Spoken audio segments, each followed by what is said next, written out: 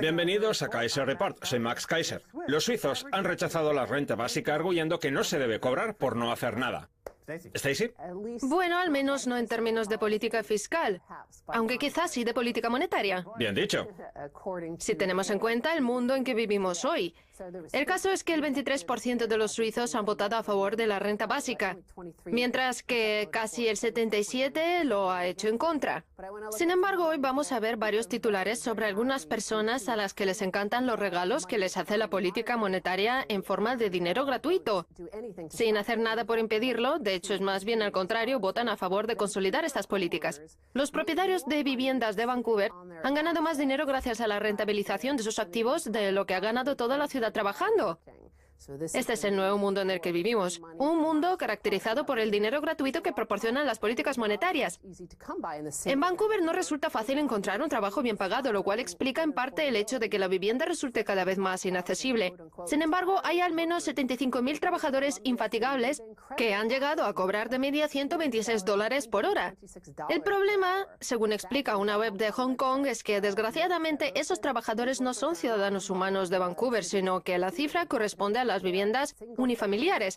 Si lo llevamos al terreno de las cifras, los silenciosos esfuerzos de las viviendas de la ciudad, o para ser más exactos, el polvo sobre el que se le mandan, cuyo valor se disparó el año pasado, fueron tan generosamente recompensados que permitieron a sus dueños embolsarse la friolera de 25.000 millones de dólares canadienses.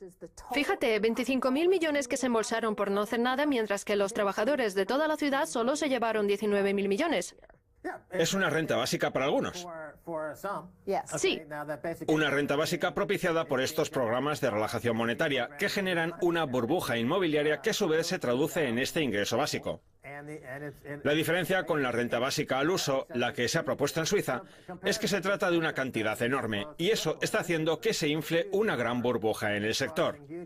La renta básica que se había planteado en Suiza habría permitido ahorrar un dineral, dado el costo que entrañan las ayudas sociales para mantener en marcha a una determinada parte de la población. La renta básica habría eliminado la necesidad de esas ayudas, por lo que se ahorraría dinero. Y además contribuye a que se distribuya el dinero, algo que no sucede con los trabajadores no humanos, es decir, con la vivienda donde la riqueza está muy concentrada. La noticia viene acompañada de un mapa en el que las zonas marcadas en un tono de rojo más fuerte corresponden a aquellas en las que el precio de la vivienda ha subido más. Ocurre como en Nueva York o en San Francisco. Cuanto más cerca está una zona del centro del Banco Central de turno, más dinero gratuito llega y, por tanto, más sube el precio de la vivienda. El axioma localización, localización, localización característico del mercado inmobiliario también resulta de aplicación para las políticas monetarias. En las zonas de Washington ubicadas en las cercanías de la Reserva Federal, en las de Nueva York cercanas a la Reserva de Nueva York o en Greenwich, Connecticut, el precio de la vivienda se dispara gracias al axioma de la localización, localización, localización, tan propio del mercado inmobiliario. Todos sabemos que siempre vale más una casa con vistas que una que no las tiene, y que ahora también se aplica a la política monetaria y a la propiedad privada, solo que en este caso lo más cotizado son las vistas al Banco Central.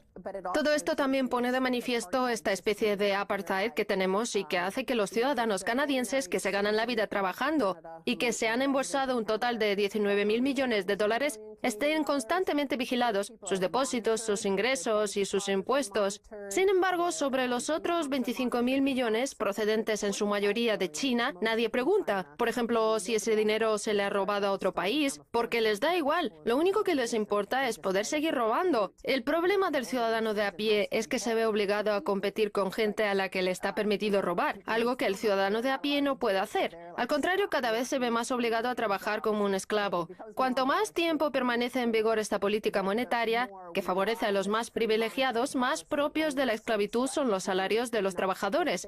En cambio, la renta básica premia a todos por igual, incluso a los multimillonarios como Warren Buffett, que también pasarían a cobrar esos $2.560 que se habían propuesto de renta básica en Suiza. Warren Buffett y un trabajador de McDonald's cobrarían exactamente lo mismo. La ingeniería financiera es mucho más barata que la ingeniería de verdad. Cuesta menos construir un derivado que sirva como conducto entre el Banco Central y un especulador inmobiliario que construir una carretera o un puente que una un pueblo con otro, que facilitarle a la población el acceso a Internet, que construir las infraestructuras necesarias para la creación de puestos de trabajo auténticos o que poner en marcha políticas que mantengan los empleos bien remunerados dentro del propio país. Todas esas cosas cuestan dinero. Lo que no cuesta nada es redactar rápidamente unas cuantas leyes y desregularizar los mercados para propiciar esta ingeniería financiera casi gratuita que permite irrigar y manguerear el dinero hacia una clase privilegiada. Me parece a mí que esa palabra te la has inventado. Manguerear. Es que eso es lo que hacen los bancos centrales. Abrir la manguera y manguerear todo el dinero hacia los especuladores inmobiliarios de Vancouver. Uno de los argumentos que esgrimen los detractores de la renta básica es que fomenta que la gente se pase el día sin hacer nada. Sin embargo, la rentabilización de los activos inmobiliarios, que es básicamente lo mismo, parece no preocuparles. ¿En Londres sucede algo parecido? Seguro que 80 libras, que es lo que suben al día las casas en la capital británica, son más o menos 126 dólares canadienses. O bueno, más que decir que las casas suben, debería decir que las casas ganan 80 libras al día, igual que las de Vancouver, donde el precio de la vivienda está creciendo a un ritmo anual de entre el 20 y el 30%. En una economía mundial en la que el medio ambiente atraviesa tantas dificultades, no hacer nada es un plus medioambiental. Así pues, pagándole a una persona 2.000 o 3.000 dólares al año por no hacer nada, conseguiremos que esa persona deje de comprarse un utilitario o un jet privado generador de emisiones de CO2 para viajar de una isla a otra. Seguramente, si hacemos el cálculo, esos 2.000 o 3.000 dólares salgan rentables a la hora de evitar el perjuicio medioambiental que provocan las emisiones de CO2. Por tanto, si tenemos en cuenta que el medio ambiente forma parte de la economía, esa gente estaría contribuyendo más a la sociedad que el Warren Buffett de turno, gastándose miles de millones de dólares en comprar una empresa de cuchillas desechables como Gillette. Ese costo medioambiental está subvencionado por el dinero gratuito, mientras que una persona que se pasa el día sin hacer nada al menos no genera emisiones de CO2 ni residuos, cuyo procesamiento resulta muy caro en un mundo que atraviesa graves dificultades económicas y medioambientales. Antes de pasar al siguiente titular, me gustaría decir, en relación con la noticia que veamos sobre el precio de la vivienda de Vancouver, que los datos corresponden al matemático Dr. Jens von Bergman. Es catedrático de las universidades de Notre Dame y Calgary. Nuestra audiencia es libre de consultarlos y de decidir si está de acuerdo o no, algo que seguro que no pasa con el siguiente gráfico sobre S&P 500, en el que coincidiremos todos. La parte más a la izquierda del gráfico corresponde a los años 70 y 80, antes de que Estados Unidos perdiera el 10% de sus ingresos y de que la riqueza empezara a caer. Fíjate lo mal que iban los mercados bursátiles en comparación con cómo van ahora. En cambio, actualmente estamos rozando un nuevo máximo histórico. ¿Y eso a qué se debe? A que cada vez hay más personas que viven de rentabilizar sus activos y del dinero gratuito que los bancos centrales le conceden a una clase privilegiada. El S&P 500 al borde de un nuevo máximo histórico. Las acciones de todo el mundo se disparan y una conciliadora Yellen da rienda suelta al espíritu animal. Janet Yellen, la encantadora de acciones, dijo ayer todo lo que se esperaba de ella al mostrarse más optimista que pesimista sobre la evolución de la economía y al afirmar que aunque la economía es sólida, no lo es lo suficiente como para capear una nueva subida de los intereses a corto plazo.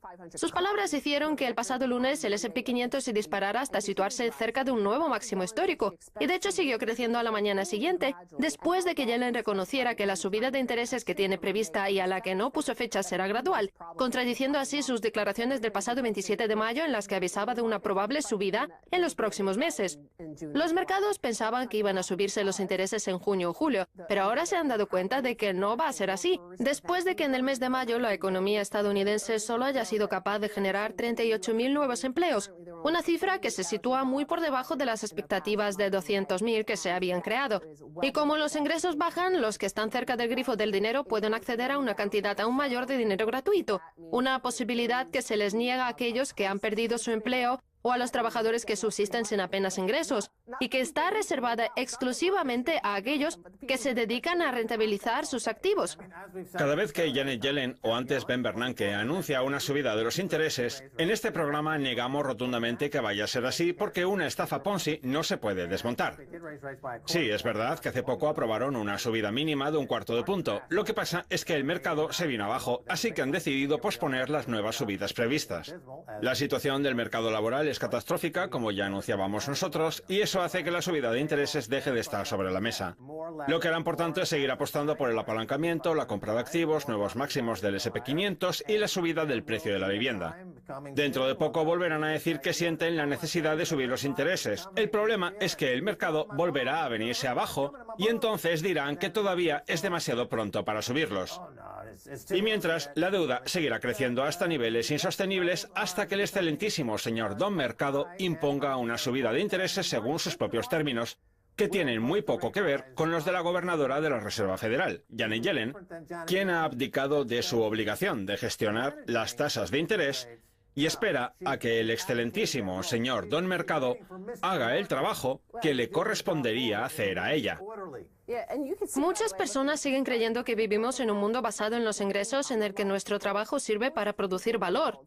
Sin embargo, el gráfico demuestra que hay un montón de gente que vive de sus activos y que disfruta de una rentabilidad básica que le llega directamente de la Reserva Federal, mientras el 99% de la población se ve obligado a implorar a sus gobernantes para que les concedan una renta básica, en lugar de acudir al Banco Central a reclamar, ellos también, su rentabilidad básica.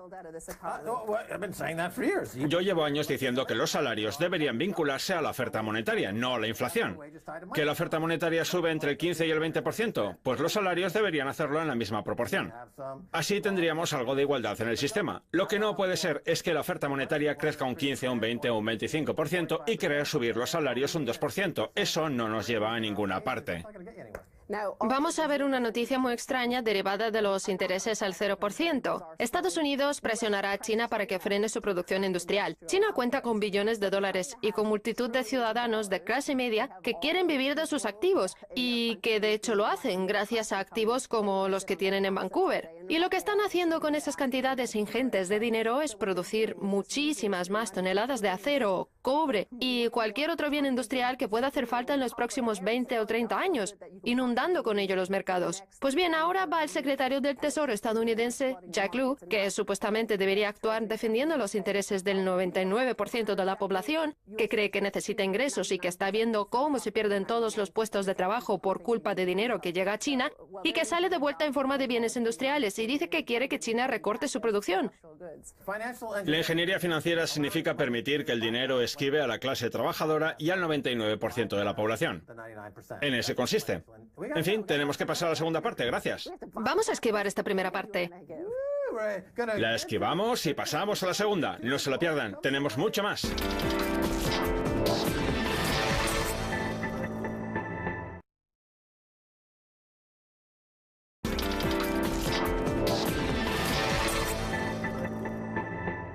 Bienvenidos de nuevo a Kaiser Report. Soy Max Kaiser. Es hora de hablar con dos analistas de los metales preciosos, Craig Henke de tfmetalsreport.com y Andrew Maguire de andrewmaguiregoldtrading.com. Bienvenidos, señores.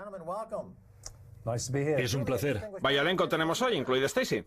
Muchos conocen a Craig como Dirt Ferguson, de ahí el nombre de TF Metals.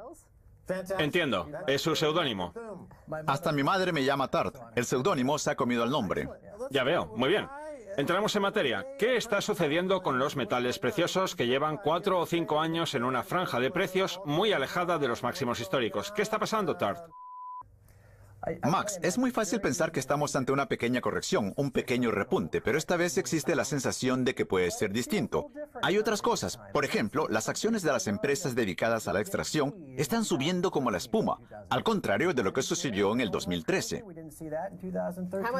¿Cuánto han subido? 130%. ¿En cuánto? ¿En 6 meses? En 100 días. En 100 días. Eso no pasó en el 2013. Parece que se ha puesto fin a algunas tendencias bajistas y se empiezan a ver máximos más pronunciados, cosa que no sucedió entre el 2013 y el 15. Desde el punto de vista técnico, ¿qué significa eso de máximos más pronunciados?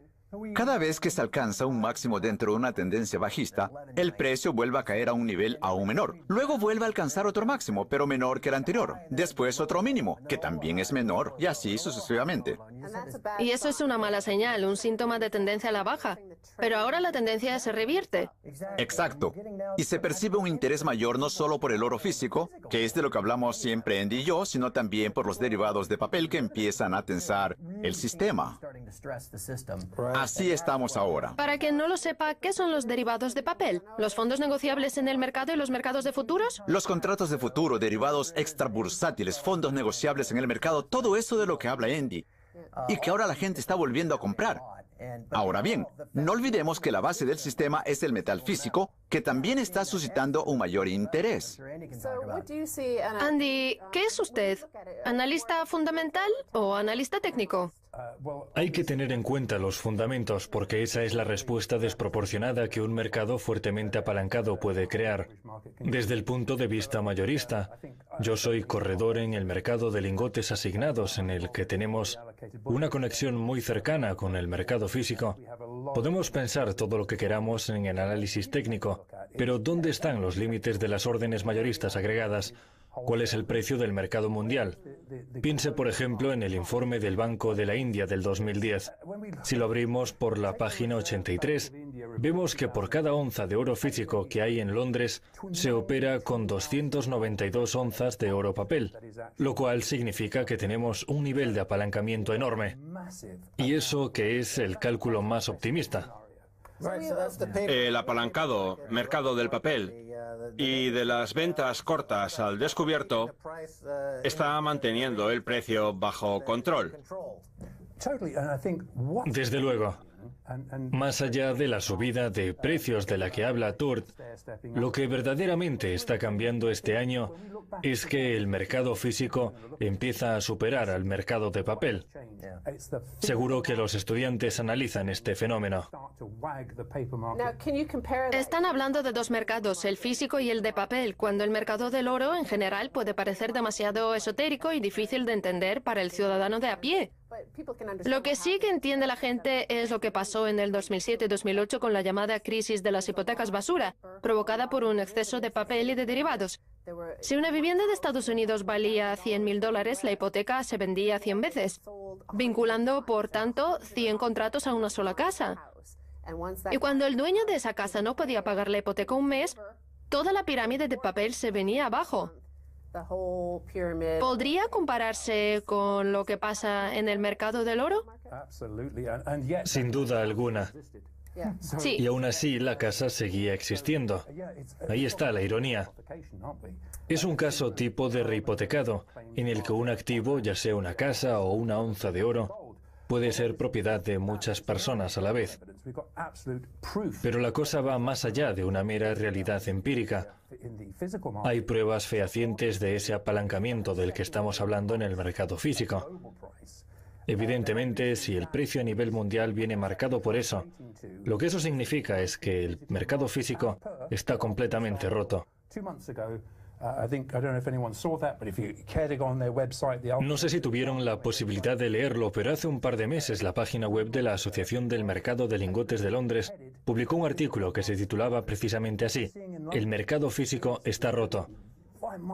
Y lo que está pasando en Londres es que la liquidez emigra de la ciudad, que ha dejado de ser el lugar que determina el precio del oro en todo el mundo, lo que se está traduciendo en una salida del mercado físico hacia Asia.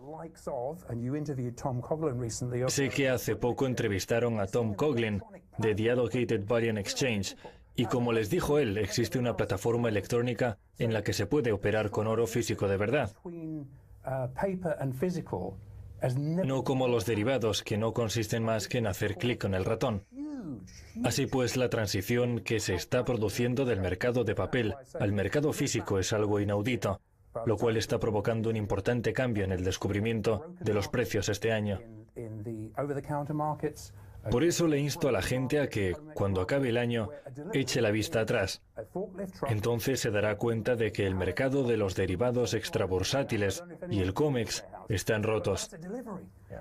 Así será la entrega, como una máquina elevadora transportando un palé por en medio de un almacén. Irá a toda velocidad. Y aún así, el ciudadano medio estadounidense seguirá sin poder operar en el mercado spot del Reino Unido. ¿Por qué aprobarían esa norma hace 2 años y medio? Para que todo el dinero que hay en Estados Unidos circule por un índice que se pueda manipular.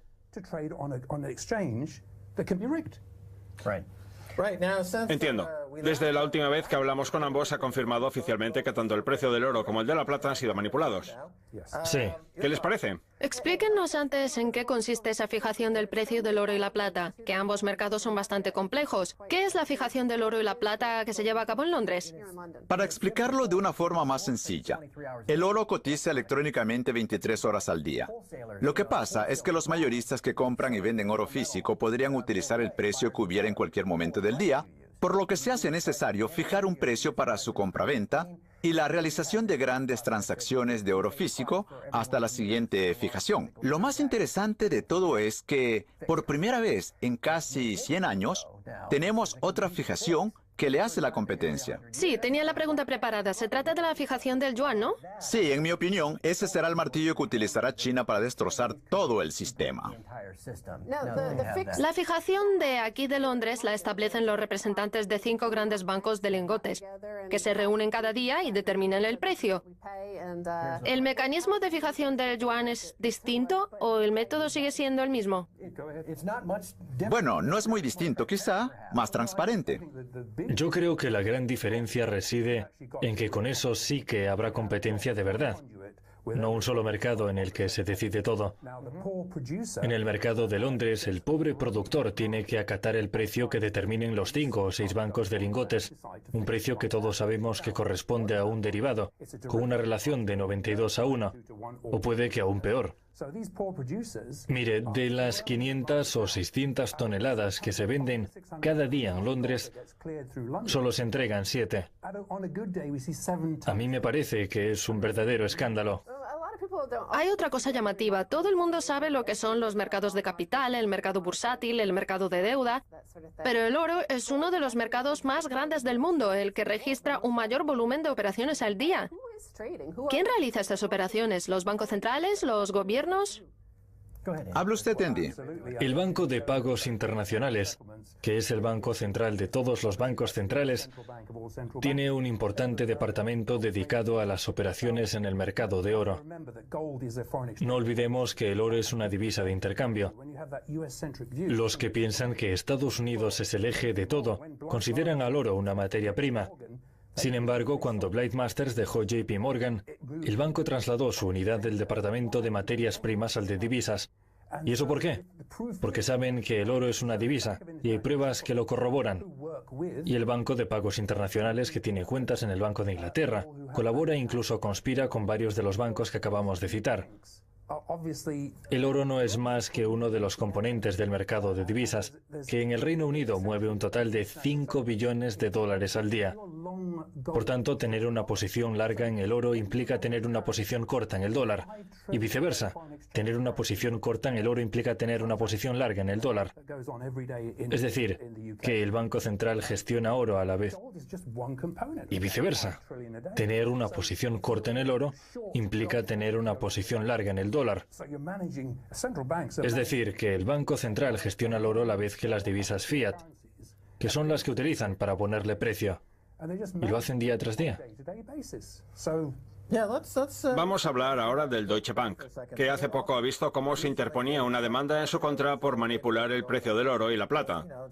Hay gente que dice que los bancos no pueden manipular el precio y, sin embargo, el propio Deutsche Bank ha reconocido haberlo hecho. Háblenos de ese caso y de lo que nos espera para el futuro. A mí lo que más interesante me parece de todo es que por fin hay un organismo regulador que persigue a estos bancos. ¿De qué organismo se trata? Parece que el BaFin, el organismo alemán. Anda, el BaFin. Ese parece ser el que por fin se ha decidido a perseguirlos. ¿Les ha oído a ustedes hablar del enorme volumen de derivados que posee el Deutsche Bank en sus cuentas y del riesgo que suponen no solo para la entidad, sino para la economía alemana y la de la eurozona? Da la impresión de que el BaFin quiere tener todo bajo control. ¿Quién interpuso la demanda contra el Deutsche Bank? Porque han dicho que van a presentar pruebas contra sus compañeros de conspiración. Sí, y es distinto. Se trata de una demanda civil, no penal, ¿verdad? En efecto, lo interesante de todo es que se trata de algo inaudito. Tradicionalmente, estas demandas por manipulación han caído en saco roto tras ser desestimadas por el Tribunal del Bajo Manhattan, o como quiera que se llame, antes incluso de abrir una causa. Por eso, los bancos siempre quieren que se desestimen, porque si se abre una causa, empiezan las declaraciones juradas, las citaciones, etcétera, etcétera. Pero ahora, el Deutsche Bank ha reconocido su culpabilidad y cantará como un informante de la mafia. ¿Dónde se interpuso la demanda? Creo que en Toronto. Ah, por eso los jueces no la han desestimado. Bueno, eso espero que pase. Por eso han llegado a un acuerdo. Creo que pretendían evitar que se abriera una causa, porque de lo contrario, los efectos que puede provocar en la economía serían nefastos.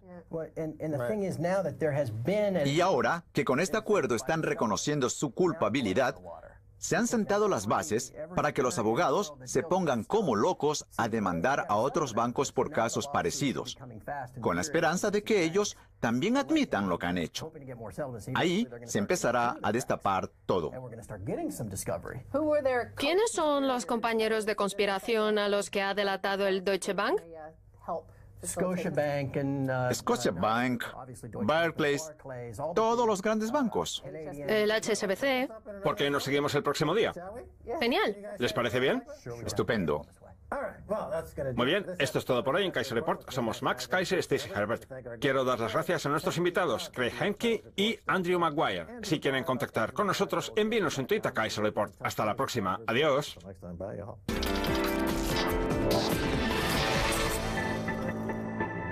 Unifamiliares. Si lo llevamos al terreno de las cifras, los silenciosos esfuerzos de las viviendas de la ciudad, o para ser más exactos, el polvo sobre el que se le mandan, cuyo valor se disparó el año pasado, fueron tan generosamente recompensados que permitieron a sus dueños embolsarse la friolera de 25.000 millones de dólares canadienses. Fíjate, 25.000 millones que se embolsaron por no hacer nada, mientras que los trabajadores de toda la ciudad solo se llevaron 19.000 millones. Es una renta básica para algunos. Sí. Una renta básica propiciada por estos programas de relajación monetaria que generan una burbuja inmobiliaria que a su vez se traduce en este ingreso básico. La diferencia con la renta básica al uso, la que se ha propuesto en Suiza, es que se trata de una cantidad enorme y eso está haciendo que se infle una gran burbuja en el sector. La renta básica que se había planteado en Suiza habría permitido ahorrar un dineral, dado el costo que entrañan las ayudas sociales para mantener en marcha a una determinada parte de la población.